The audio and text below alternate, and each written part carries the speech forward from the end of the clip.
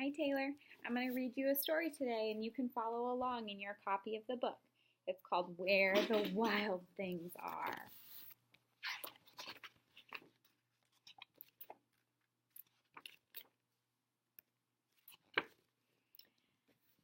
The night Max wore his wolf suit and made mischief of one kind and another, his mother called him Wild Thing, and Max said, "I'll eat you up." So he was sent to bed without eating anything. That very night in Max's room, a forest grew.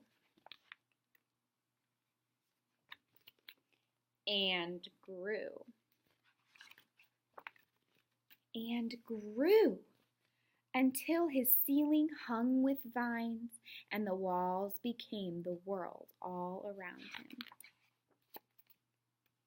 And an ocean tumbled by with a private boat for Max, and he sailed off through the night and day. And in and out of weeks and almost over a year to where the wild things are. And when he came to the place where the wild things are, they roared their terrible roars and gnashed their terrible teeth. They rolled their terrible eyes and showed their terrible claws. Till Max said, "Be still," and tamed them with a magic trick of staring into all their yellow eyes without blinking once, and they were frightened and called him the most wild thing of all, and made him king of all of the wild things.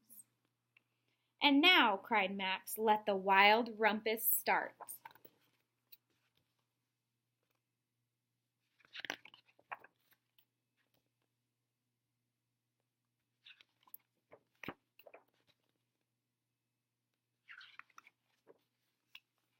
"Now stop," Max said, and sent the wild things off to bed without their supper.